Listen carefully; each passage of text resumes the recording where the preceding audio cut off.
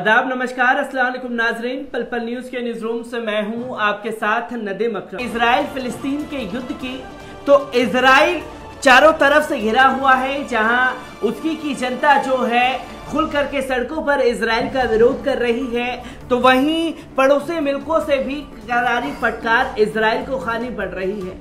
और पूरी दुनिया जो है इजराइल को एक आतंकी देश घोषित कर रही है। साथ ही साथ ये कहते हुए भी नजर आ रही है कि गाजा में जो कुछ भी इजराइल ने किया वो एक आतंकी घटना थी, जिसे बचाने के लिए अब तमाम पैतरे जो हैं वो अपनाए जा रहे हैं इजराइल द्वारा। और इसमें कुछ मुस्लिम देश खुलकर के इजराइल का विरोध भी कर रहे हैं, तो कुछ मुस्लिम देश ऐसे भी हैं जो मुसलमानों के पीठ में खासतौर पर छुरा घोंपने का काम कर रहे हैं। जी हाँ, मैं 3 बड़ी खबरें आप लोगों के सामने इसमें लेकर के जुड़ा हूं। एक यूएई द्वारा क्या कदम उठाया गया जिसने मुसलमानों के पीठ में एक छुरा घोंपा है, तो वहीं कतर और कुवैत किस तरीके से लगातार इजराइल के खिलाफ मुखर हो करके अपनी बयानबाजी कर रहा है। और कतर में जिस तरीके से, खासतौर कुवैत में जिस तरह से प्रस्ताव पास कराया गया है इजराइल के लिए, वो एक करारा तमाचा है उन तमाम लोगों के मुंह पर जो आई स्टैंड विद इजराइल चला रहे थे। और ये कतर, खासतौर पर कुवैत का ये जो कदम है, ये नेतन्याहू के मुंह पर एक करारा तमाचा जैसा है, जो ये दावा करते थे कि हम 6 दिन में 6 कंट्रीज को खत्म कर देंगे। पर इस पर ज्यादा ना बात करते हुए सबसे पहले आपको बता दें कि यूएई ने किस तरीके से इजराइल फिलिस्तीन के मुद्दे पर मुसलमानों के पीठ में छुरा घोंपने का काम किया है। आपको बता दें कि दुबई में होलोकास्ट की प्रदर्शनी और तेल अवीव में संयुक्त अरब इमारात का दूतावास खोल दिया गया है। तेल अवीव में संयुक्त अरब इमारात के झंडे के साथ स्वयंभू इजराइल का झंडा लहराए जाने के साथ ही अबू धाबी ने अपने दूतावास की आधिकारिक उद्घाटन कर दिया है। बताया जाता है कि संयुक्त अरब इमारात का दूतावास तेल अवीव की शेयर बाजार की इमारत में स्थित है, जहां अनेक हाईटेक इजरायली कंपनियां के कार्यालय हैं। संयुक्त अरब इमारात के राजदूत मोहम्मद अल-खेजा जारी वर्ष में मार्च महीने से तेल अवीव में रह रहे हैं और उनके परिजन शीघ्र ही अवैध अधिकृत फिलिस्तीन पहुंच जाएंगे। टीकाकारों का कहना है कि गाजा वासियों के घाव अभी हरे भी नहीं हुए हैं।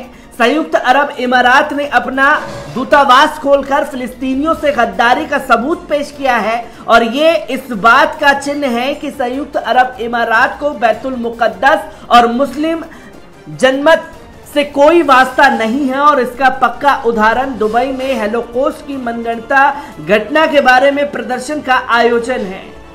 तो पूरी तरीके से देखा जाए तो दूतावास दुबई में इजराइल का खोला जाना कई सारे सवाल खड़े करता है कि जब पूरी दुनिया विरोध कर रही है और एक मत हो करके मुस्लिम देशों का रुख जानना चाह रही थी, तो उस दौरान फिलिस्तीनियों के साथ और मुसलमानों के पीठ में छुरा घोंपने का काम किया जाता है यूएई की तरफ से। अब यूएई के खिलाफ भी लोग मुखर होकर के बोलते हुए नजर आ रहे हैं, तो यूएई अब सबकी रडार पर है अपने इस कदम के बाद से। तो आपको बता दें कि कुवैत ने एक ऐसा बड़ा कदम इजराइल के खिलाफ उठाया है जिसे वो अब पचा नहीं पा रहे हैं। आपको बता दें कि कुवैत की संसद ने कानून पास किया है, जो शख्स इजराइल को स्वीकार करने की हिमायत भी करेगा तो इसे 3 साल की सजा दी जाएगी। इजराइल पर फिलिस्तीन की फतह और इजराइल के फिलिस्तीन की आवाम के साथ अत्याचारों को लेकर इस बार पहली बार तमाम मुस्लिम देशों ने एक साथ आवाज उठाई। इजरायली अत्याचारों पर तुर्की, मलेशिया, ईरान, पाकिस्तान, सऊदी अरब, ओमान, कतर के अलावा अनेक अन्य मुस्लिम देश के एक साथ खड़े हो गए, जिसके नतीजे में इजराइल से लेकर अमेरिका तक में कपकपी बन गई है। चीन और रूस से मुस्लिम देशों को वक्त पर बहुत अहम मदद भरोसा हासिल हुआ। मुस्लिम देश ने जिस रफ्तार से इस बार रिएक्शन दिए हैं, वो फिलिस्तीन की आज़ादी की लड़ाई में फिलिस्तीनी आवाम की हिम्मत को बुलंद करने वाला था। हमास के हमलों ने इजराइल को पहली बार उनकी असली औकात याद दिला दी। तो तो यहाँ एक मुस्लिम देश जिसका नाम कुवैत है, उसने फिलिस्तीन के साथ जो मोहब्बत पेश की है वो मिसाल बन गई है और इजराइल के लिए सबक है।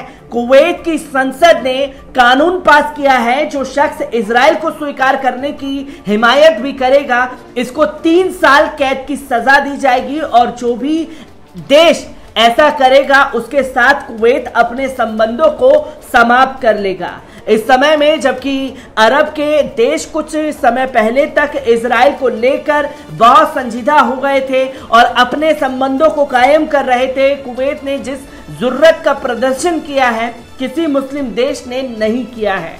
कुवैत ने साफ कर दिया है कि कयामत तक फिलिस्तीन के साथ हैं और कभी भी फिलिस्तीनी भाइयों को तन्हा नहीं छोड़ेंगे।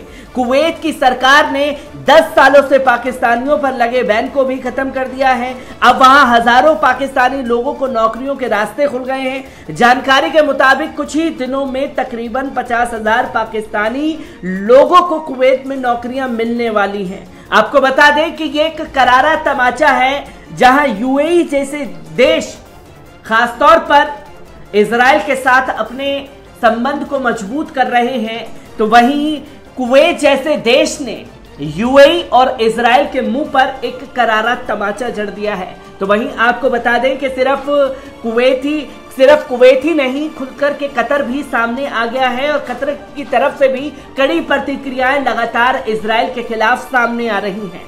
आपको बता दें कि कतर के विदेश मंत्री के प्रवक्ता ने गाजा पट्टी के खिलाफ ज़ायोनी शासन की हालिया लड़ाई को आसमान बताते हुए कहा कि इजराइल एक कब्जा करने वाला शासन है जो बच्चों और निर्दोष की हत्या करता है। कतर की विदेश मंत्रालय की प्रवक्ता लुआ अल खातिर ने रविवार को स्काई न्यूज से बात करते हुए कहा, जो कुछ गाजा पट्टी में हुआ है वे एक ऐसी सेना का आसमानी युद्ध था जिसके पास परमाणु हथियार है। उन्होंने इजराइल हमलों में शहीद होने वाले गाजा के बच्चों की तस्वीर दिखाते हुए कहा, यहाँ बच्चे जो मारे गए हैं फिलिस्तीनी थे और हमास के सदस्य भी नहीं थे। उन्होंने इजरायली सैनिकों के हाथों में मारी गई एक अमेरिकी कार्यकर्ता की तस्वीर भी दिखाई और कहा, ऐसा सिर्फ फिलिस्तीनियों के साथ नहीं हो रहा है।